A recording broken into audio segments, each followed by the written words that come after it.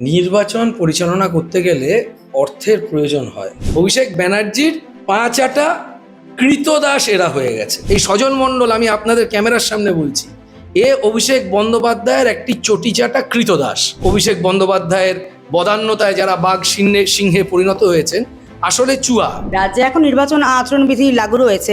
জায়গায় জায়গায় আমরা দেখতে পাচ্ছি নাকা তল্লাশি চলছে, সেখানে প্রচুর পরিমাণ টাকা, মানে কোটি কোটি টাকা উদ্ধার হচ্ছে।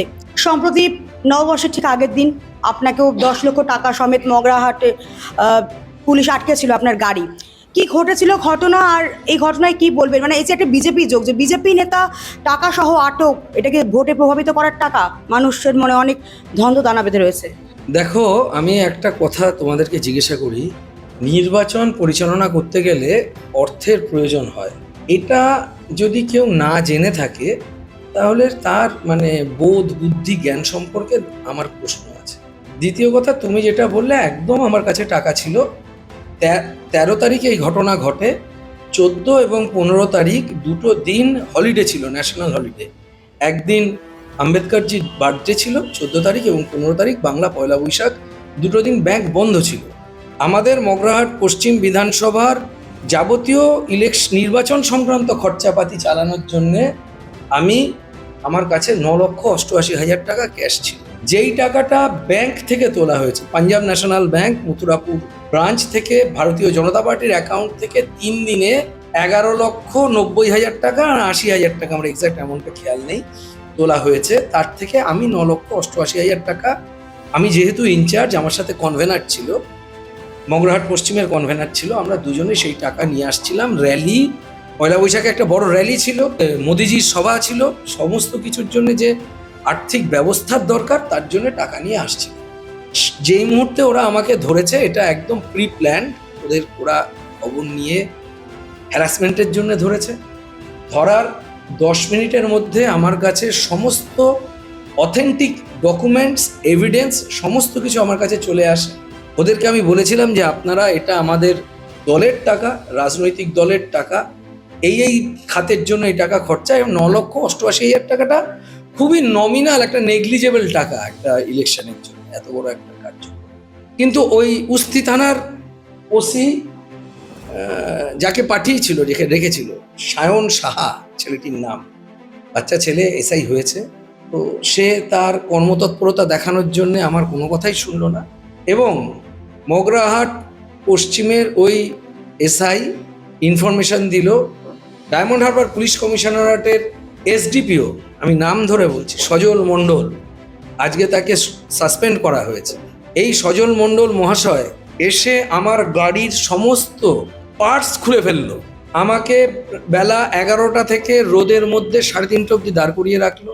আমি বললাম, আপনারা যদি টাকা সিজ করতে চান, টাকা সিজ করে নিন, আমার কাছে ডকুমেন্ট আছে, আপনারা তা সত্ত্বেও যদি টাকা সিজ করতে চান করুন।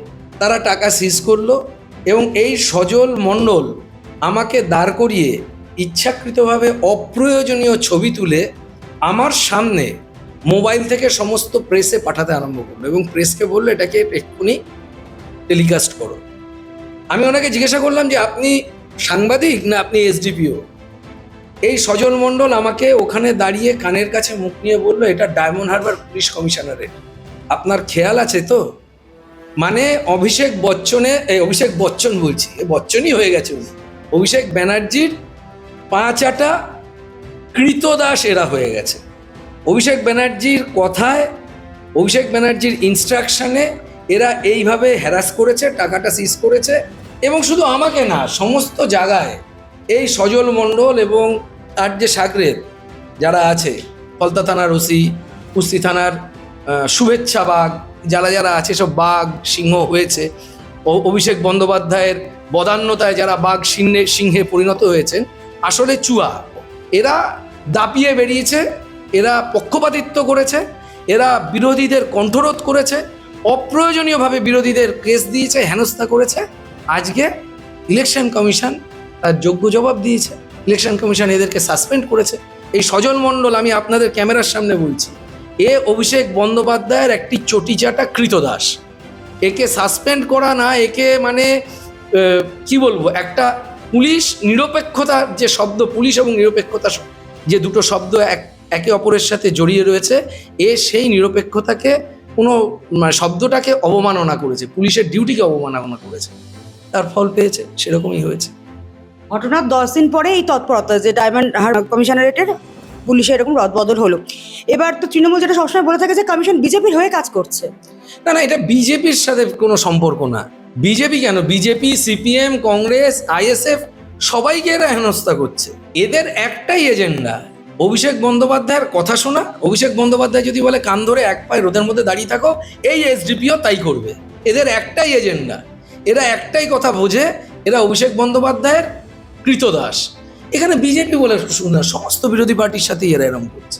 ইলেকশন কমিশন পক্ষপাতিত্বহীনভাবে নির্বাচন করছে বলে এইসব পক্ষপাত দুষ্ট অফিসারদের সরিয়ে দিচ্ছে, সাসপেন্ড করছে। আমরা কৃতজ্ঞ ইলেকশন কমিশনের কাছে। আরেকটা বিষয়, যখন এই টাকার ঘটনা ঘটলো মগরাহাটে, তখন দেখলাম যে দক্ষিণ কলকাতার একজন তৎকালীন বিজেপি নেত্রী সংঘমিত্রা চৌধুরী, যিনি এখন তৃণমূলে, তিনিও আপনার বিরুদ্ধে গিয়ে পোস্ট করলেন। কে কে কে করেছে? সংঘমিত্রা চৌধুরী কে উনি? আগে বিজেপিতে ছিলেন, দক্ষিণ কলকাতার নেত্রী, এখন তৃণমূলে ছিলেন। পাস্ট নিয়ে কথা বলি না, ওনাকে নিয়ে কথা বলার মতন সময় ইচ্ছা আমার কোনোটাই নেই। উনি পাস্ট, উনি আমাদের দলে ছিলেন। যখন ছিলেন তখন ওনাকে সম্মান করেছি, যখন ছিলেন তখন ওনার সাথে আমার সুসম্পর্ক ছিল। উনি কি বলছেন এখন, উনি কি করেন এখন, তাই তো আমি জানি না। উনি তৃণমূলে গেছেন, ওনার ইচ্ছে হচ্ছে গেছেন। তৃণমূলে উনি কে আমি জানি না, ওনাকে নিয়ে আলোচনা কেনই বা করি। উনি কি বলছেন না বলছেন সেটা আমার কাছে খুব একটা মায়না রাখে না, আলোচনা করার বিষয়বস্তু না। এত বড় নেত্রী উনি নন।